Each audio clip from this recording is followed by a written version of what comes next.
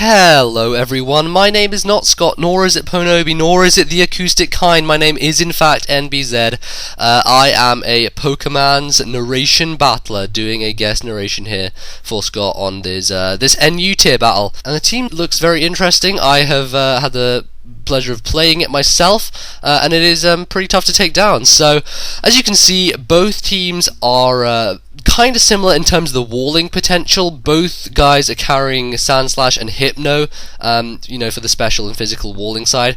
But Scott seems to have a slight advantage in that if he gets Stealth Rock down early, I think he'll have an easier time taking down this team, seeing as his opponent has 3 Stealth Rock weak, one being Articuno, who is infamously weak to Stealth Rock, being 4 times effective on it. But otherwise, I think all things look relatively balanced, so it should be an interesting match. I personally have not watched it yet, and it's not going to be sped up so that I can kind of give you my impressions as the match goes along, hopefully make it more insightful. So he's going to lead off with Wild Chase's Yanma. Obviously Delibird is a threat because it can carry Ice Shard and is going to be super effective, so he's going to switch out to Typhlosion. Delibird actually goes for a Fake Out. Interesting there, did not know Delibird could get Fake Out, but it does a decent chunk, and with the Life Orb that kind of tells you that it is a hustle Delibird, mostly, for the extra attack boost, even though it didn't really do that much to Typhlosion. Now, Scott's going to take the chance to set up a sub here. His opponent obviously was predicting a fire move, which is why he went out to his Flareon to try and, gain the Flash Fire boost, but did not happen. And the Body Slam's just going to take out the sub. Now, Focus Blast is going to miss, and seeing as that Body Slam went first, I'm pretty much sure that Flareon is scarfed, so Scott's going to take advantage of the fact that he is scarfed, go to a Sandslash. Hopefully he doesn't get paralyzed by the Body Slam. Let's see. Oh man, he does. Oh, that's terrible. I feel bad about that. I feel like I just cursed the fact that I just said hopefully he doesn't, and then he does. But then again, this happened in the past, so I had no control. Oh, Jesus. Anyway, he's going to go out to Articuno here, which is a nice play from the opponent's point, because obviously Scott wants to set up Stealth Rock here, and is going to set up Stealth Rock, so that's very, very beneficial to him. It means that now, next time Articuno switches in, it's going to have trouble because of that 4 times weakness. Now, I guess predicting an ice move or any kind of special attack, he's going to go to his Hypno to try and wall that on the special side. Hypno does have very nice special defense and, access to Wish and all that, so it's going to take the Ice Beam with relative ease. It can shrug that off pretty well, and I guess he can hit him back with some kind of status. I'm not really sure what kind of status Hypno carries, but a Toxic goes on there. That's not too bad for Scott, because I know that his Meganium carries Aromatherapy, meaning that he'll be able to switch in his Cleric at one point and be able to get rid of the Toxic, so it isn't really too much of a problem. Scott is going to get the Power Hacks onto the Articuno, which is going to make it more manageable to take out. Articuno does have a really nice special attack stat, even for an NU poke, so it can be threatening if it has that speed, but here the Wish is going to happen. And he's going to Heal Bell, that's interesting. I actually carry Heal Bell on my own Articuno. I completely forgot about that. Definitely a useful move to have on any Articuno, and that's going to completely ruin the Thunder Wave, so kind of a problem, but I guess he wants to switch out here and try and go to Delibird to hit him on the physical side as opposed to the special side. As you can see, that Stealth Rock was invaluable because it's going to do a hell of a lot to Delibird. So the switch is necessary here if Scott wants to avoid any sort of damage happening. He does go to Typhlosion, which is absolutely excellent, gets the Wish past, and now Typhlosion is looking at much nicer health than it was before. Fake Out, again, it's almost as if we're back to the start of the game. Hustle and, the Life Orb is going to do a decent amount and make the flinch happen. But there goes the Flamethrower. And the Delibird is going to go down. Obviously, I guess GoldRules thought that Delibird wasn't really useful to him anymore. He probably could have gone for an Ice Shard. It wouldn't have done much, but, every little helps in terms of damage. So, probably a small misplay on his part, but nothing too major. Hypno's going to come in, and I think that this thing is going to resist the Focus Blast. Well, it is, obviously, and it's going to not take too much from the Flamethrower. So Scott's going to take this opportunity to go into his Meganium. It does seem like a very good chance to set up an Aromatherapy and to get rid of the Toxic, so I'm predicting that's what he's going to go for right here. That Hypno does carry Seismic Toss, which I think Scott's does as well. I think it's probably standard on most Hypnos. You know, it's a kind of a blissy move, and something that is very useful to have, unless, you know, you're packing a Ghost, and of course Hypno can hit Ghost with, you know, whatever move it wants, Psychic probably, or whatever, so it doesn't have much of a problem. But his Hypno is going to go for a Wish as well. Now, I can't quite remember what is damaged on his team, but I'm going to think that the opponent's going to go out to Articuno next turn, because once Articuno comes in and takes Stealth Rock damage, the Wish is going to help it come back up. So, okay, so apparently the opponent doesn't switch. Scott just gets a free Leech Seed up, and he's going to go for a Toxic on the Meganium. Not really sure why he does that. He's already seen Aromatherapy, it's already been revealed to him, so Toxic is kind of a wasted move, as well as the fact that, you know, Leech Seed is going to be doing extra damage to Hypno, so that's not really something that is going to be beneficial to the opponent here. So currently things are looking relatively even. Flareon is still going to be hurt by the Stealth Rock when it comes in, but otherwise I don't really see much else wrong with what's been going on. Seed Bomb is going to happen, which is perfect, because the opponent brings in Sandslash, hoping to Rapid Spin, I'm guessing, the Stealth Rock. And now Seed Bomb doesn't do that much, mainly because Sandslash has very nice physical defense. I'm not sure how many attack EVs Scott is packing into this Meganium. It seems like a relatively bulky set, so I wouldn't guess he was using too many attack EVs. Maybe 10 or 20 or so, but it seems to be more HP invested and, you know, defensively invested. So he is going to go to Yanma here. I almost said Yanmega because it's just what you do. Jeez, that was a wow. I was about to say, if that wasn't a crit, then wow, Yanma has paper thin defenses, because that was Rapid Spin, man. Seriously, that did a lot.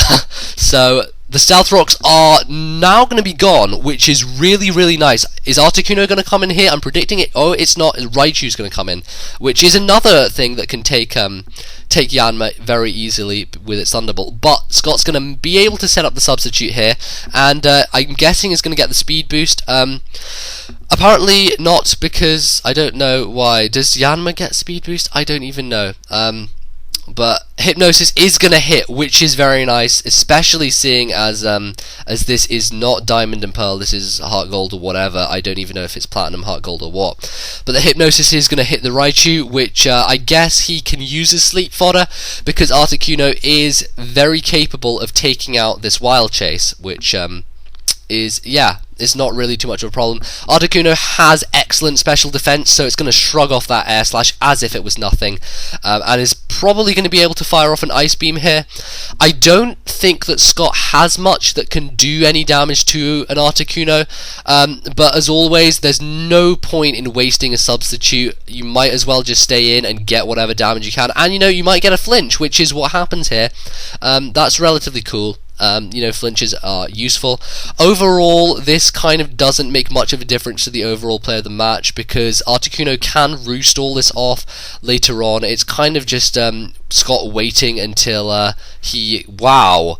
Did that guy really go for Toxic? That's okay. It was that. I'm guessing that was a misclick, because as you can tell, Scott's definitely not switching out here. He just wants to stay in until his substitute gets broken. So I'm guessing that that's going to be a misclick from the opponent's part. I can't see why he would have gone for any other move. But here, just in case, you know, Scott's able to bring something in to revenge kill the Articuno, it's going to go for the safe roost first of all. Slight bit of stalling here.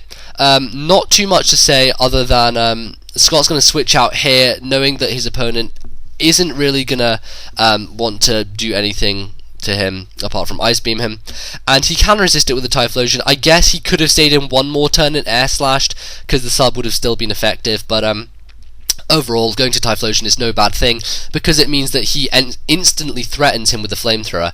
Now, the opponent goes out to Flareon again, predicting the Fire move again, but Scott isn't going to do that. He's going to be safe a second time, and is going to go for the substitute. And as you can see, the Scarf Flareon with Body Slam is going to take out the sub, but hopefully Focus Blast hits this time. Fingers crossed, let's see, and he goes for, and it does. Okay, so this isn't probably going to take out the Flareon. I'd be kind of surprised if it did. I don't think the Papaya Berry has been activated yet, so that is, wow, Flareon is bulky. Wow, that really did not do as much as I expected. Wow, that's not great. This is a Scarf Flareon with a lot of bulk. Interesting set, interesting set. He's going to go out to Koopa Troop. Oh, and that's very nice as well, because thanks to the aromatherapy, he was able to get rid of the unfortunate power hacks on his Sand Slash, which is gonna be beneficial in the long run. It means that he's not gonna have any annoying power haxes. He's gonna go for the knockoff here, which is ever the useful move. I obviously use it on my own Shuckle, and knockoff is such a useful move in so many ways. It just, a lot of pokes do rely on items, so you know, getting rid of those is very helpful. And now that Sand Slash doesn't have leftovers, nor does it have a reliable recovery move, so it's going to be very helpful. Now, Scott is running Earthquake on his Sand Slash. I think the opponent's set is slightly smarter with the Super Fang. I don't know. Earthquake is nice to have the stab, but the Super Fang is very, very useful. It's guarantees that half damage of the health, the current health, and it basically means that if you're up against something which is stat boosting itself, then it's gonna do a lot of damage. Oh, but here comes the crit. There comes the Pain Train, and the crit is going to take out his Sand Slash. That is really unfortunate. Now, he's going to go to his Sharpedo here, which is a Mixpedo. Mixpedo, wow, that sounds terrible. But I believe he's probably going to go for the Hydro Pump or Aqua Jet. One of the two. Hydro Pump it is, and I don't know why his opponent went out to Articuno. Most people would predict Sharpedo to be physically based, so I guess he's very fortunate in the fact that he went to his Articuno to take the Hydro Pump, because it is a special move and Articuno does have very nice special defense. But Scott is going to surprise him here and show that he is a physical set by going for the Stab Crunch. With the Life Orb, it should do a nice amount of damage. I'm not sure if it'll quite take out the Articuno, but it'll get downwhere close to it, and it's a crit. So I guess that he does get his revenge there. Even though his Sand Slash went down to an Earthquake crit, he is able to take out his opponent's Articuno with a crit, so everything is balanced, and that's all cool. Now, the opponent goes out to Flareon, probably not seeing that he would have Aqua Jet, thinking that Hydro Pump was his only stab move. So, you know, this Sharpedo is very effective. Personally, when I played it, it did surprise me, and it ended up in me losing one of my walls because I didn't predict around it correctly, and I thought it was specially based.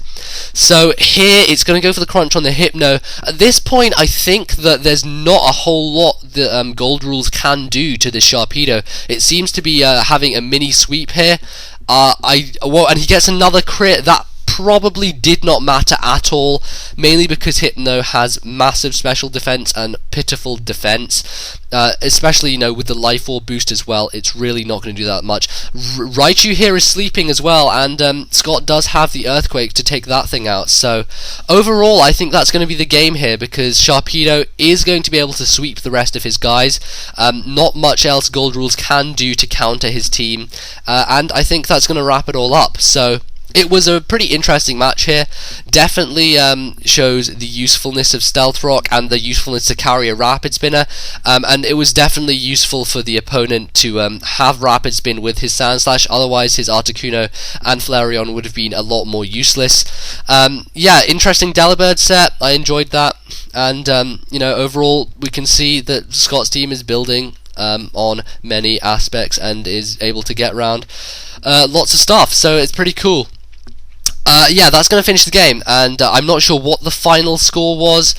Maybe it was 3 or 3, 2, 3, 4 nil. I really wasn't paying attention, but Anyway, that's going to close things out here for this narration. I would like to thank Scott for asking me to do this. It has been an absolute pleasure, and hopefully do something like this again in the future.